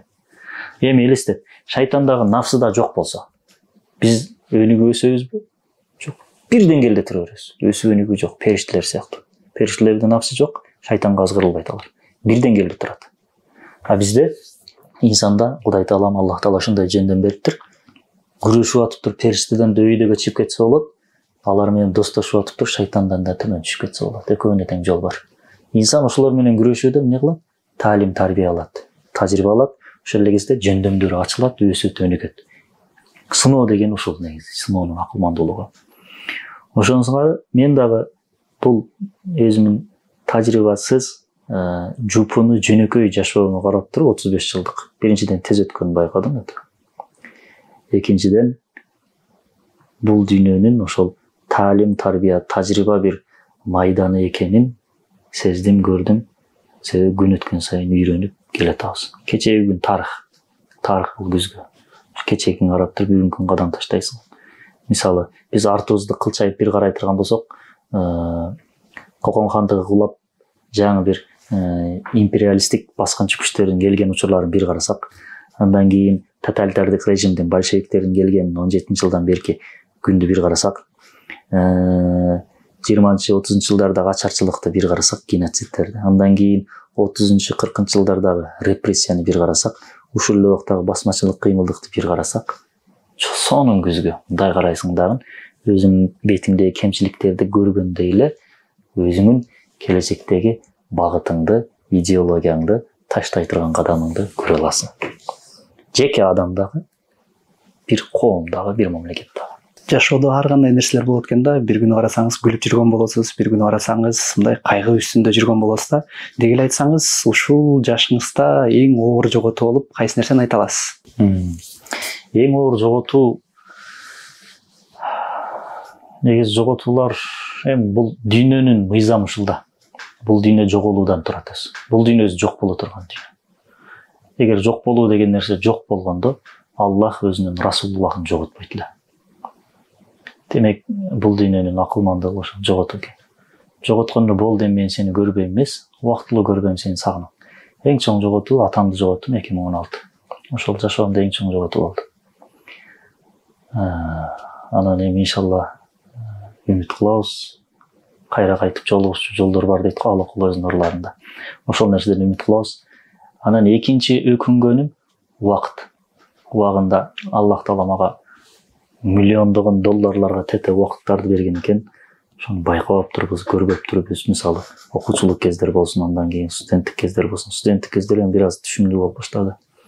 Ошол нерселер, өтмүштөгү убакыттар. Эгер ушул көз карашта болгонумда мен бул иштерди немеде эле баштамак экенмин. Студент кезден эле же болбосо окуучулук кезден эле баштамак экенмин. Эми ар бир иште бир акылмандуулук бар, балким ал кезде баштаганда башка жолго түшүп кетмекмин. Ушундай жоготуулар бар. Анан берки материалдык жактан жоготуу, ал жоготуу эми бул дүйнөдөгү бүткүл нерсени карасаң, үстүндө бир мөөр бар да. Жоголот, жок болот деп. Мисалы, азыр мендеги анча-мынча чачымда пайда болгон ак чачтар дагы бул жазуу. Мансур, сен жок боло турган бир продуктсуң деп жазылып турат. Мисалы, азыр камераны карасаң, Made in Japan деп турат. Туура? Немес мөөрү бар. Биздин мөөрүбүз эмне деп турат? Made by Allah, Made in China. Анан бул деген нерсе эмне? Кайра жака кетесиң, жок болосуң, өтүүчү. түбөлүктүү эчтеке жок. Карантин учурунда көптөгөн аалымдардан, мугалимдерден, профессорлордон деги эле мындай элди бир багытка бура турган чоң бир адамдарды жоготуп алдык да. Анан айтсаңыз, кайсыл нерсеңиз үчүн азырга чейин Алла Таалага, Кудайга шүгүр деп келтиресиз, бир окуяңыз болсо? Балким жол кырсыгынан сактагандыр, балким бир кетип баратканыңызда бир ушул нерсе аркылуу мени сактаган үчүн Кудайга шүгүр деп келтиресиз. Негизи мен жашаган күнү келе ошондой. Чын деген биз байкаган абалды Аллах ар секунд көз ирмем сайын онлайн режимде бизди сактап келатат да. Жана айтып өтпөдүкпү? Тамактагы эле бир клапан бияк ачылбай калса, өпкөңө бир ушак кетип калса өлүп каласың. Же болбосо могу белде эле бир болбос эле бир немеден турат. Мисалы ошо белде кырт жетип туруп эле жүнүң кысылып калса болду, бутуң иштебей калат, эки бутуң иштебей калат. Жана башка. Менин чоң кызым бар, азыр 4-класс бүттү. 2 уул 2 кызым бар. Бир күнү ошо эс алууга кеткен болчу, туугандар менен. Бир күнү таңкы саат 4-тө телефон келди. Эшикке чыкчы деп. Тайнес чалды. Тайнеси менен кеткен. Анан мындай болду да, эми элестет. Атасың, кызың эс алганы кеткен тайнеси менен. Таңкы саат 4-тө кызыңдын тайнеси чалып атат. Автоматтык түрдө оюң жаман жагы келет. Мен денем уздап калды. 99% ишенип калдым, бир нерсе болуптур да деп. Анан өзүм алаксыта баштадым. Эми Аллахтан келди, кайра Аллах кетти. Не кыласың эми? Ушундай экен да, бул аламдын мыйзам ушундай деп туруп, баягы көчөдө калган жетимдей болуп, биякты карап, не кылышып отуруп калат экенсиң. Бир ошол мезгилде. Пенде экенбиз да, ошол кезде Аллахты унута калат экенбиз. Анан акырын өзүмдү сооротуп, муздак сууга бет колум жууп, анан эшикке чыгып чалсам, көрсө таятасы кеткен экен. Анан кийин бул деле оор жоготуу мисалы. Бирок баягы атаң кайтыш болду дегенде дагы анчалык реакция болбоду эле да. Анан кийин кызым өзү чалды. Карасам кызым бир жакшынакай эле ошону айтыш үчүн сыртка чакырган экен, келинчегим угуп калбасын деп. Анан жолдо жүрүп аябай көп окуялар болгон мисалы бир жолу селекция жакта келатсак, алдыбыздан бир машина чыгып калып, анан аны буйта өтө коюп, буйтаган тарапта дагы бир кичинекей кыз болуп калып, анан экөөнүн ортосунан бир 5 сантиметрден өтүп кеткен учурлар болгон. Мындай окуялар көп эле болот. Негизи биздин кадам бул эми бизге көрүнгөн жагы, көрүнбөгөн жагын алып барай турган болсок, мисалы азыр жер шары 107.000 километрде учуп баратат. Октондогу батылдамдыкта учуп баратат. Экөөбүз аз жайбаракат сүйлөшүп отурабыз. Биз бияка учуп кеткен жокпуз. Аз бир 60та бараткан машинанын үстүнө эле эчтекени кармап отуруп көрөлүчү. Тоголонуп, тияка тытылып кетебиз, туурабы? Бирок жер шарынын үстүндө биз жайбаракат учуп баратабыз. Эчтекени байкабай атабыз да. Анан негизи эле менин жашоом мындай көп түстүү болгондугу үчүн мындай окуялар аябай эле көп болот. Анан кээ-биркилер айтылат, кээ-биркилер айтылбайт. Ушул сиз айтып аткан окуяларыңыздан кийин бир оор сыноолор болгондо алгач кимге кайрыласыз, кимдерден кеңеш алып турасыз? Деги эле атайын ошол кеңеш ала турган бир адамдарыңыз барбы? Кеңеше турган адамдарым бар албетте.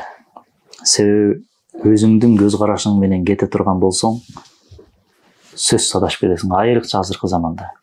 Тилекке каршы көпчүлүк биздин идеологиялык жаатта кызмат кылып жүргөн агаларыбыз, досторубуз кеңешүү, машварат деген нерсени аткарбагандыгы үчүн терс мүнөздөгү бир нерселерди чыгарып жайып жиберип атат.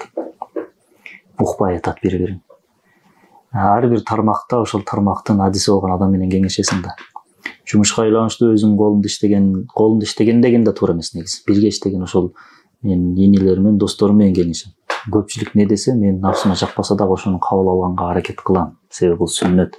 Пайгамбарыбыз Ухуд согушунда сахабалар менен кеңешип, жаш сахабалар биз согушабыз деп көпчүлүк пайгамбарыбыз согушпай эле турбайлыбы, бул жакта Мадинада туруп алып туруп коргонбойлубу десе, жок, биз согушабыз деп жаш сахабалар көпчүлүк айткандыгы үчүн пайгамбарыбыз жеңилишин билсе дагы машваратка коюп макул деп кеткен. Эми пайгамбарыбыз ошол немелердин жаштардын сунушуна макул болуп атканда, мени менен бирге иштеген жаштардын сунушуна макул болбогуда мен киммин? Мен бир бирөөмүн. Мындай салыштыруу болбойт.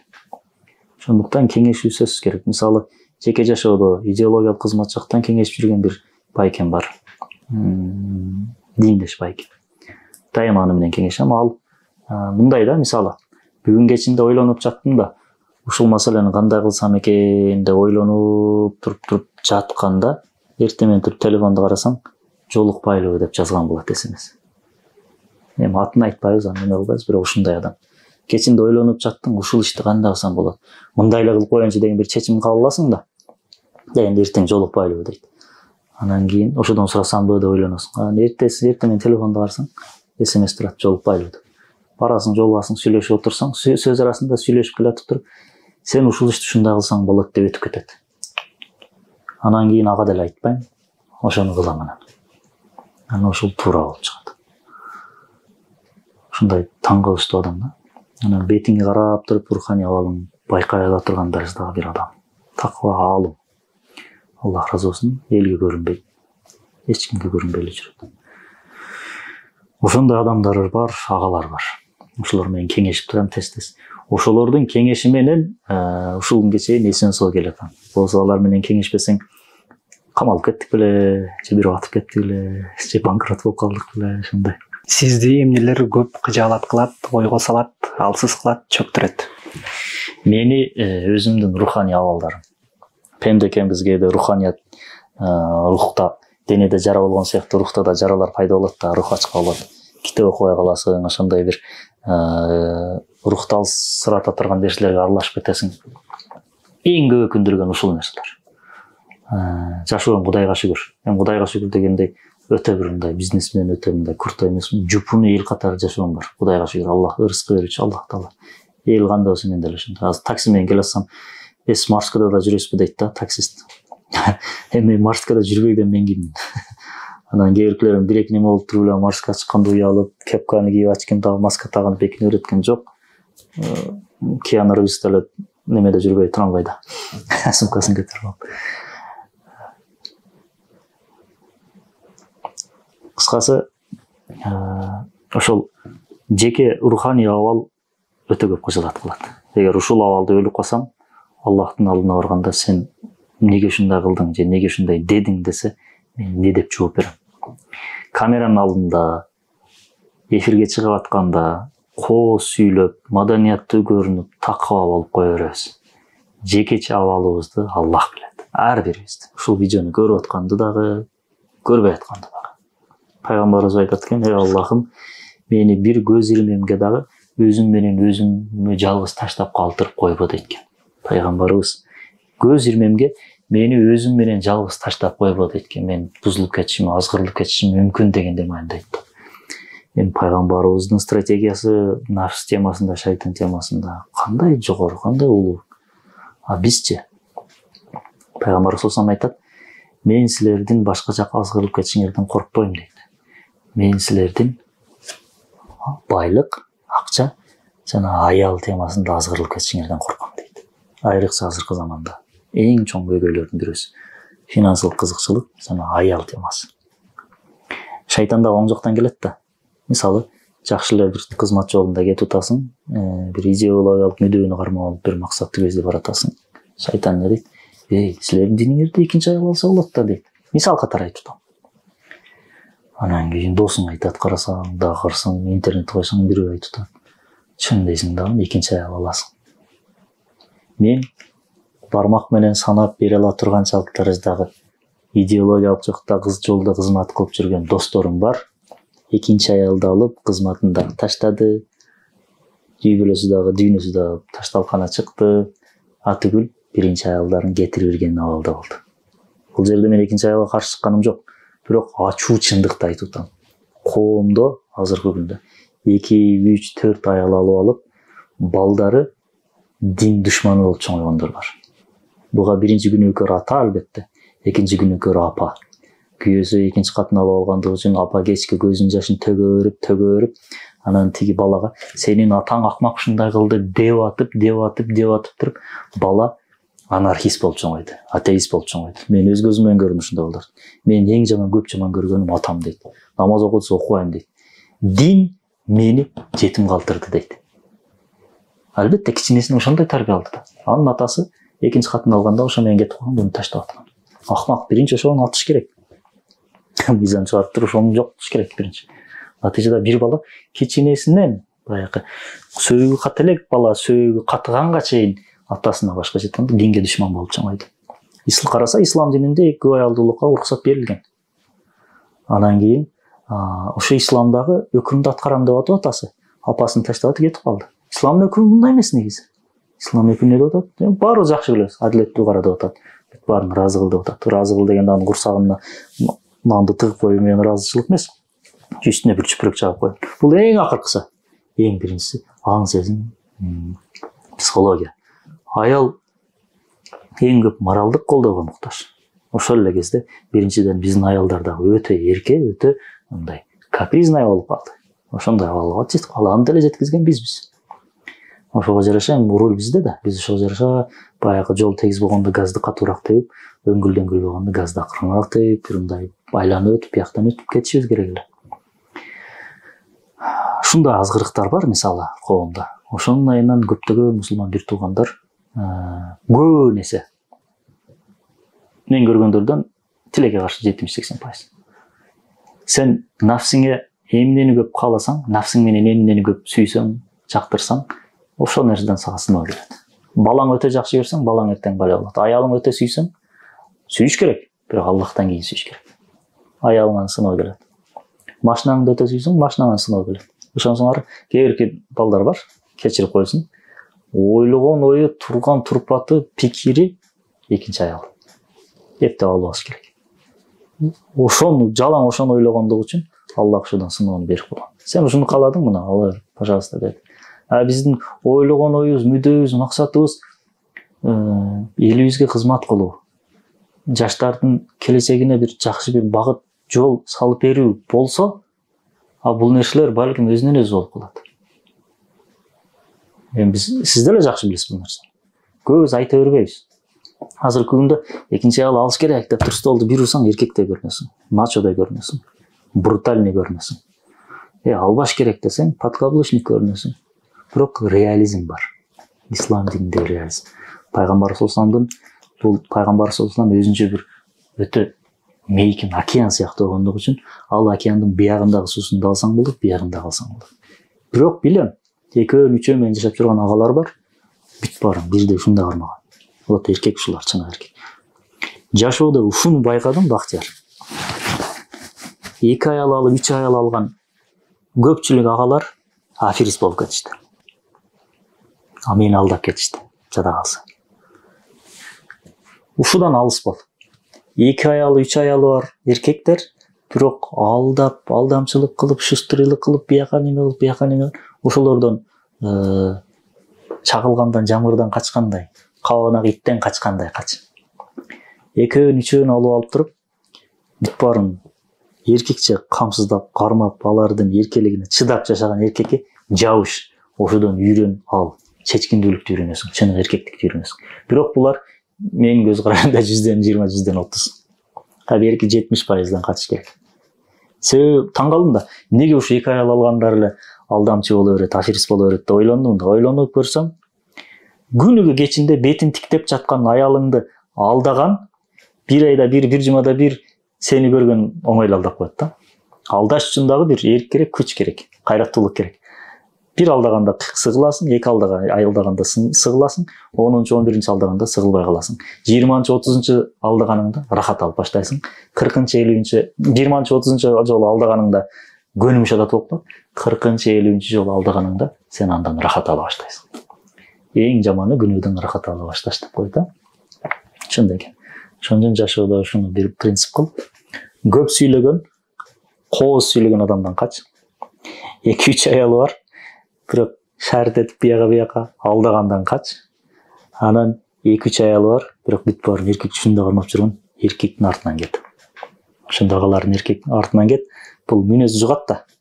Ошонун чечкиндүүлүк, баатырдык, жоокердик сыпаттарын алып калыш керек. Жалгыз калганыңызда, жөө басканыңызда, балким офисте отурганыңызда өзүңүз жалгыз болуп каласыз да.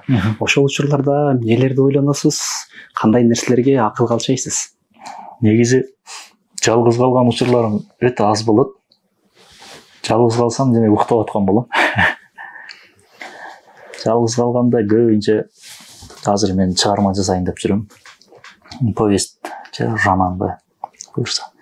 Ушул нерселерди көп ойлоном. Мен биз баягы чыгармачылык менен алектенген адам болгондугубуз үчүн анан азыр жогоруда айтып өткөндөй бир нече баягы эсептегенде эле бир бармак менен эсептеле турганчалык иш менен алек болгондугубуз үчүн дайыма эле ойдун үстүндө жүрөбүз. Анан жалгыз калган учурда көбүнчө ошол чыгармачылык жаатында көп ойлоном. Көркөм исламий романдарды жазсамбы деген бир мүдөм бар. Буюрса жакын арада баштайм. Ошонун үстүндө анан кийин келечекте кино тартайын деген, киного кадам таштайын деген мүдөлөрүбүз бар. Ушул жаатта көп ойлоном. Кинонун кадрлары, мисалы башкы каарман болсо, башкы каармандын образына өзүң киресиң дагы, ал бияка басты, мындай кылды, мындай чечим кабыл алды, бул чечимди эмне үчүн кабыл алды? Себеби бул нерсе түрткү болду, жана башка ушундай бир нерселер болгондугу үчүн. Деп туруп ошол нерсени көп ойлонобуз. Кээде ушунчалык берилип кетесиң, мынтип аткарып ийесиң да. Анан кийин эки жакты карайсың, эч ким жокпу деп. Анан кээде ушунчалык болот, түшүңө чейин кирип чыгат. Мисалы YouTube'дан чыккан кээ бирки таасирдүү кайсы видео көп просмотр болсо, ошол видеодогу сөздөр, ошол видеода нерселер менин түшүмө кирген. Ушунчалык көп ойлоносуң, түшүңө чейин кирип кетет. Мисалы репрессия. Ошону чыгарган кезде таң аткыча атылгандар, түрмөдө жаткандар таң аткыча көрүп кеткен. Эртең менен турсаң чарчап каласың. Сенин ошол аткарган ишиң түшүңө чейин кирсе, демек ошого жан дүйнөң койгон болосуң. Ошол элге таасир этет. Сөзсүз эле анын сыртына шок ушундай болуп кетти, капы ушундай болуп кетиштин кереги жок. Сен ыхласың жетет. Кайсыл учурда өтүп кетерибиз же болбосо өлүм кайсыл учурда келерин биз билбейт экенбиз да. Анан айтсаңыз, ушул кыска өмүрдүн ичинде жараткан Аллах Тааланын астына баргычакты кандай иштерди аткарып, кандай нерселерди бир аркаңызга таштап кетейин деген ойдун үстүндө жүрөсүз. Эми биз жыйынтыгын ойлобойбуз, биз колдон келишинче аракет кыларбыз, кызмат кыларбыз. Аллах бул дүйнөгө бизди кызмат кыл деп жөнөттү. Аллахка кызмат кыл деп жөнөттү. Ибадат кыл деп жөнөттү. Ибадаттын да түрлөрү бар. Бул намаз окуу, зикир тартуу, орозо тутуу менен бүтпөйт ибадат. Ал деле бар албетте. Парыз биринчи кезекте. Андан сырткары ибадат ушул элибизге бир жаркын маанай тартуулоочу, бир нурга багыттоочу долбоорлорду ишке ашырып кылып койсок. Бир күн эмес, бир күн баарыбыз өлөбүз. Алып барып туруп бир топуракка көмүп коет. Чубак азыр деле раматылык топурагы бир дөңсөнүн астында жатпайбы азыр. Ошол сыяктуу бизди алып барып туруп көмөт. Ошол жерде кичине ыйлакташат, унутуп калат. Чубак азыр деле унутуп калдык. Анча-мынча эстегенде эле байкуш деп коебуз болду. Көртөлүктүн артынан чуркап жүрөбүз. Биз дагы өлүп кетебиз. Өлүп кеткенден кийин артыбыздан убагында ушундай бир Мансур деген балдар болгон экен. Байкуштар ушинтип кичине бир кызмат кылып аракет кылышкан экен. Алла разы болсун ушулардан деп туруп, ке ушуларга да бир Куран окуп коелу, жакшы экен деп ушинтип эскерип койсо, бизге ошол жетет. Анан калган эми Аллахтан. Аллах өз кечиримдүү деген, ырайымдуу, мээримдүү деген ысымдарына, сыпаттарына үмүт артып, таянып, колдон келишинче аракет кыла беребиз. Биринчиден, менин эң чоң мүдөм ошол 17-жылдан бир 30-жылдарга чейинки болгон окуяларды кино катары, тасма катары чагылдыруу. Ошол максатыбыз бар. Анан жаш балдарга багытталган бир-эки долбоорлорубуз бар. Ошолорду өлгүчө ишке ашырып калсак, элге тартуулап калсак, ошол негизи өтө көп. Анан ушул эң чоңдору ушуларды аткарып, бир эле эмес бул, мындай көп немелерди аткарып, ушуларды өлгөнгө чейин жеткизип аткарып калсак. Анан мисалы бир долбоорду аткарып атканда бул жеке бул жерде локалдык эле деңгээлде ойлонбош керек да. Башка айтканда эл аралык, глобалдык деңгээлде ойлонуш керек, масштабта. Ошолорду глобалдык деңгээлге масштабка чыгарып алсак, тынчыраак өлөбүз.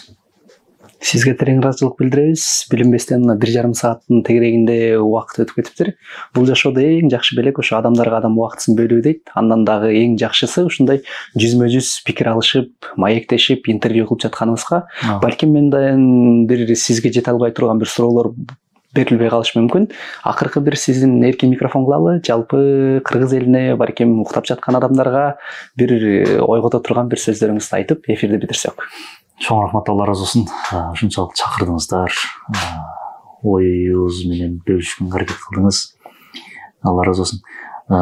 Негизи ушуну айтат элем да. Биз дайыма кадам таштаганда, аталарыбызды карап туруп кадам таштасак, аталарыбыз кадам таштагандай таштасак, ошондо ийгиликке жетебиз. Мисалы, жана анекдот барго. Бир бала келип атасынан сурайт экен да, ата дейт экен да, сиз апамды бир тиктеп эле башкарып коебуз дейт экен да. Кантип? Мага да үйрөтүңүзчү десе, атасы айтат. Апаң экөөбүз жаш кезде ат менен келе атсак дейт, ат мүдүрүлүп кетти дейт. Бир деп койдум дейт. Кете бердик, ат дагы мүдүрүлдү дейт. 2 деп койдум дейт. Кете бердик, ат дагы мүдүрүлдү. 3 дедим дагы, аттан секирип түшүп туруп атты бууздап салдым дейт. Үйгө келдик дейт, үйдө чай ичип отурсак, апаңга чай куюп берсем, өзүң куюп алчы дейт апаң дейт. Анан 1 дедим дейт. Ошо күн болду, ушул күнгө чейин апаң менин бир сөзүмө 2 кылбайт дейт. Анан кийин жанагы жаш жигит күпүлдөп өпкөлөнүп үйүнө барып тур дагы, аялына чай куйчу десе, өзүң куюп алчы десе, 1 дептир. Десе аял айтыптыр, атаң методикасы өтпөй калган дептир. Ошонусуңары аталарыбыз дегенде шарт эле барып деп барып туруп 3-төн 4төн катынды алып, анан кийин десек биз эптей албайбыз аны. Аталарды карап багыт алуу дегенде бул ошолордун жашоо образы, идеологиясы. Ошол жагын айттым. Коркпостук. Мисалы, кыргыз илгери бир мылтык менен бир айылды баккан. Биз эмне үчүн кыла албайбыз аны? Алымбек Татка Ошто медресе ачкан, Ак медресе. Ак медресенин архитектуралык дизайны өтө кооз болгон. Самарканд, Бухаранын деңгээлиндеги бир медресе болгон. Ал жерде 90-100 бала окуган. Ар бирине биздин сом менен эсептегенде 20 миң, 30 миң сомдон стипендия төлөгөн. Стипендия эле. Ал мугалимдерге $1000, $2000, $3000 айлык төлөгөн. Мугалимдерди Туркиядан, Меккеден алып келип окуткан. Анан ал Ак медресени бүтүргөн, медресе десе ал университет азыркы. Ал университетти бүтүргөн балдарды Стамбулга, Меккеге чейин жөнөтүп, окутуп, Каирге чейин, Мысырга чейин жөнөтүп, окутуп, айлык муктаждыгын өзү камсыздап турган Алымбек Татка жана анын балдары Камчыбектер, Абдулдабектер. Ошону айтып атам, аталарыбызга карап туруп ошону кылсак эмне үчүн болбосун? Биз дагы бир университет ачып, же бир ушундай мектеп ачып туруп, өтө күчтүү балдар бар азыр коомдо. Бирок либералдардын колунда окуп жүрөт. Сыртынан мусулман көрүнгөн либералдардын колунда окуп жүрөт. Ал жерде бүткөндөн кийин мусулмандын колунан бүткөндөй көрүнөт сыртынан, бирок эл душманы, дин душманы болуп чыгат ал жерден. Мисалы, өзөктөн чыккан өрт, иштен чыккан жат дегенде нарындагы окуу жайлар мисалы. Ошол жерде бүткөн кадрлар акырындан улуттук коопсуздук кызматына болсун, же ички иштер министрлиги болсун, же өкмөткө болсун кызматка келе аткандыр балким, билбейм. Ал эртең келсе, ким кепилдик бере алат? Тигилердин саясатын жүргүзбөйт деп.